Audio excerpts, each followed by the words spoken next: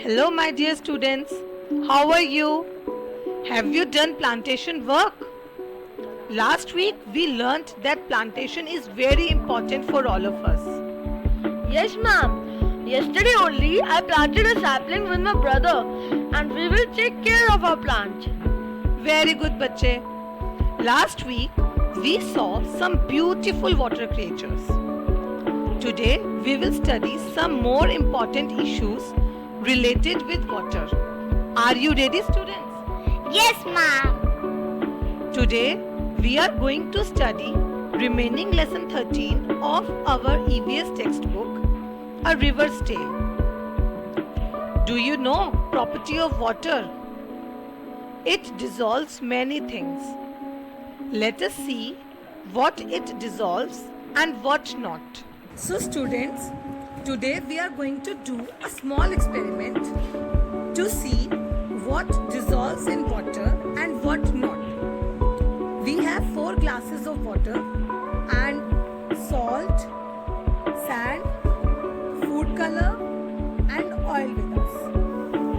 First of all, we will mix salt in water.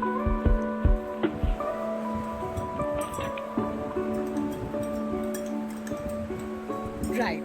Now we will mix sand in water.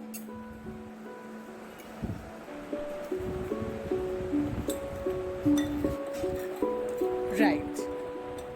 Now we will mix food color in water.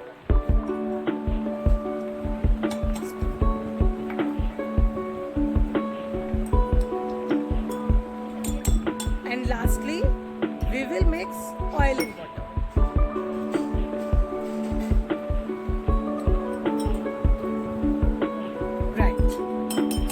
So now you yourself can see what dissolved in water and what not. This is the water in which we dissolve salt. You can see crystal clear water.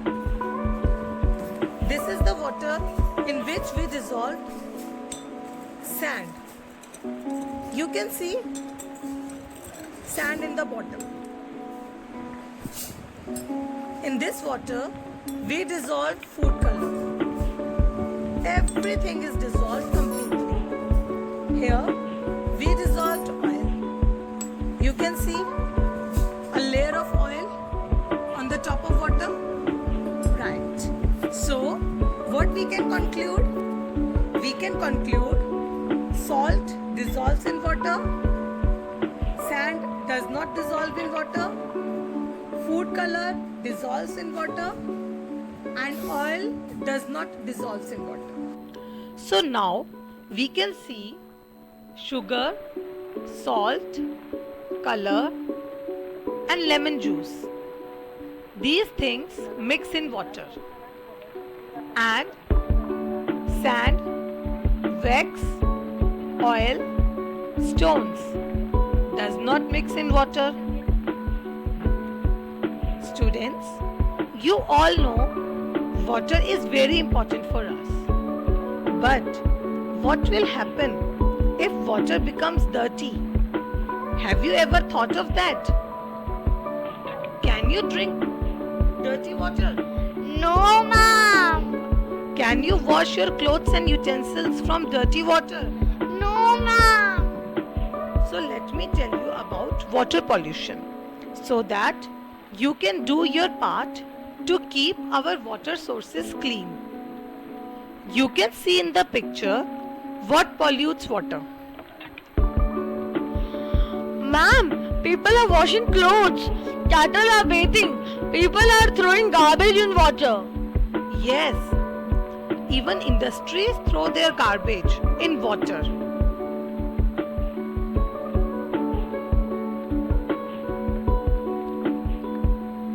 All this pollutes water and cause water pollution. Water pollution makes water unfit for drinking. There are many harmful effects of water pollution. It causes waterborne diseases. It is harmful for our environment. It is harmful for aquatic life. Many waterborne diseases are caused just because of intake of dirty water like cholera, gardiasis, hepatitis A, diarrhea and typhoid. Can you tell me how can you prevent waterborne diseases? Ma'am, we should only drink clean water. Also, we should store water in a clean container. And my dear students, you should always wash your hands before and after preparing or eating food. Also, there are many ways to prevent water pollution. Like you can see in this pic, we should throw litter in its place. We should wash your vehicle on your lawn rather than on pavement. It will save water.